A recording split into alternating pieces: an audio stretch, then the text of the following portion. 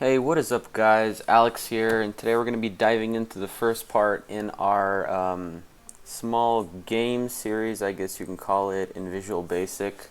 I've been receiving a couple requests about this, and I never really got around to do it.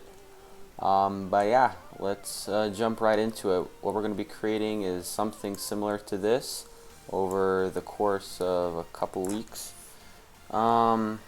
You can see it's just like a very simple, I don't know, pixel game, similar to Pokemon, old school, I don't know what you ever want to call it. But the whole objective is to escape the room, and you can go to like this chest here, and it says at the bottom, looks like I need to find the key.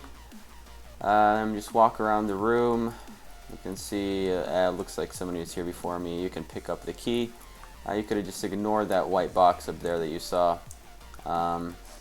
Yeah, so we're going to be creating something very similar to this. Today we're just going to be focusing mainly on the physics of having a sprite or a character, as you would like to call it, colliding with a wall or another object. Yeah, so let's get right into it. We're going to be creating just a new project and call it whatever you want. I'm going to be calling this tutorial game. Hit OK, and we can just resize our form to whatever we want. Change the text to game, and that's all good. We can change the icon, but it doesn't matter really.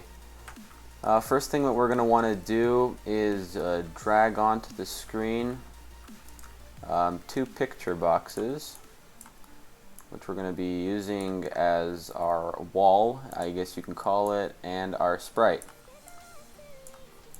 We'll call picture box 1. We'll just take it and give it a nice black color. Picture box 2, we can just, I don't know, give it a dark red, sure, why not. Resize those how we like, and we can get in right into the code. First, what we're going to want to do is we're going to want to create some variables such as up as boolean. So I'm going to create up, we're going to create a down, we're going to create a go left, and we will create a go right. These will all be used to control the way the character, the sprite, is moving. So for example, when we want the character to go up, when we push the W key, we're gonna say dim up is equal to true, or we're just gonna say up is equal to true, and that's gonna be able to call another function in a timer, which is going to eventually have the character go up. Alright, so form load, we can just say up is equal to false, down is equal to false, go left is equal to false, and go right is equal to false. That's all good. Next, what we're going to want to do is we're going to want, actually, when you press the W, S, A, or D keys, the sprite to move in that direction. So what we're going to do is we're just going to go down this field, and we're going to find the, I think it's key down. Yeah, okay. We're going to find the key down and key up functions, which we're going to just call here. And we're going to type some code. I'm going to say if e.key code is equal to key.w, then, oh sorry, not keys.w, then we're going to have up equals true. and we can just copy this and paste it 3 more times. Change this to S, this to A, and this to D. Okay, cool.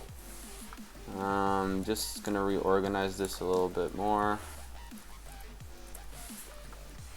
This is not really required. Okay. Now since we got that, we're gonna do the same thing, but for key up. Gonna have a key up, and just copy this, paste it here, and just change all of these to false.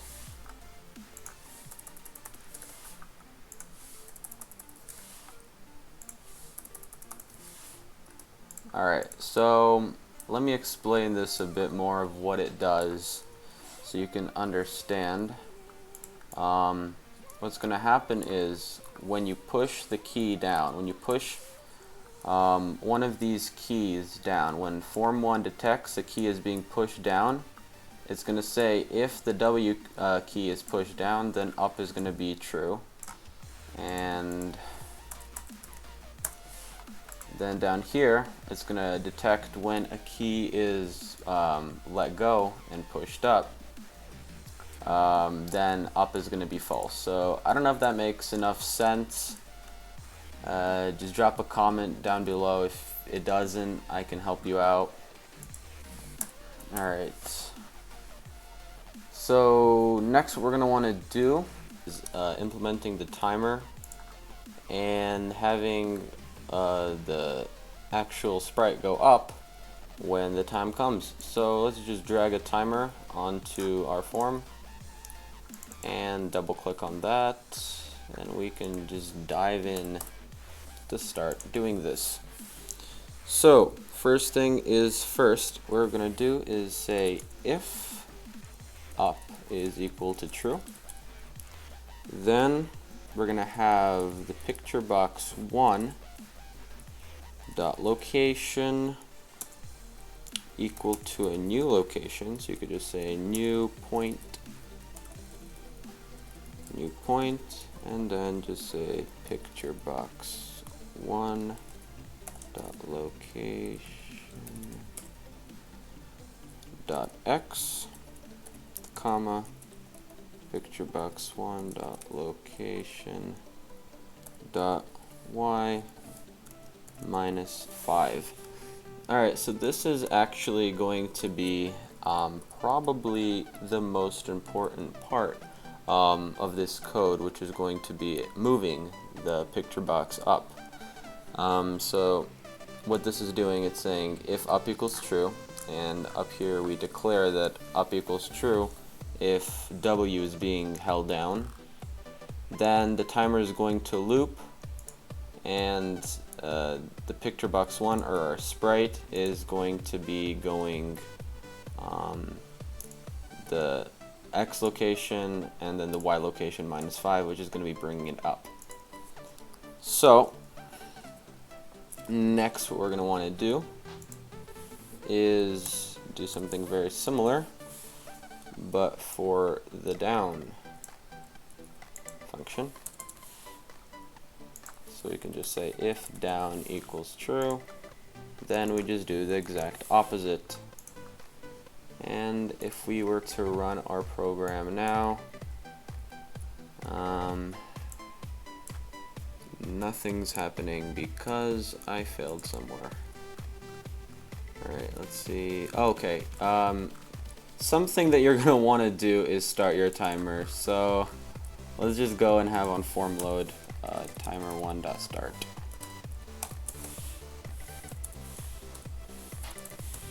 Yeah, it'd be smart to start your timer. Nothing's going to happen. Alright, and as you see now, your box is moving. It's not the best, but it's moving, and that's important. Alright, cool. Let's just go down here, and for our timer, let's change the interval. Something quicker, preferably 1. That should make things smoother. Yes, okay. And down here, S up equals, okay, yeah, we are gonna need to change this as well. Change this to down equals true. Go left equals true. And go right equals true. These are some of the things I forgot to do, and that's gonna kill the program if we don't fix them. Alright, go left, and lastly, go right. So now you can see we have successfully made our box be able to move up, down, and let's make it go left and right. Left and right is very simple. Just copy this and just say if go left is equal to true, then same code except we're going to change not the y but the x-axis, and this should be it. Let's just check that. Yeah. And lastly, we go right. And just switch this from a minus to a plus. And if you have all this down, I'll just let you look at it for a bit if you need some help. You should have a sprite or a black box, which should be able to move left, right, up, and down fluently. And right now it passes through this box, but in a second we will make it actually collide with the box and stop when it hits it. So yeah, let's jump into that. Alright, cool. Now let's work on the collision. The collision is fairly simple, not too hard. What we're going to do is we're going to go back into our up in our timer tick.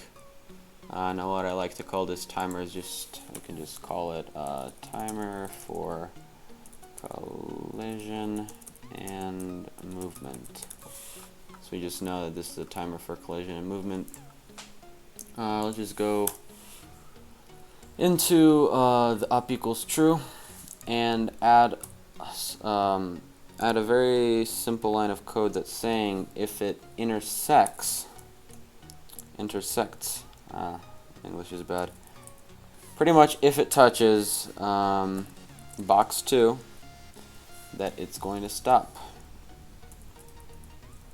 Bounds intersects with picture box 2 bounds.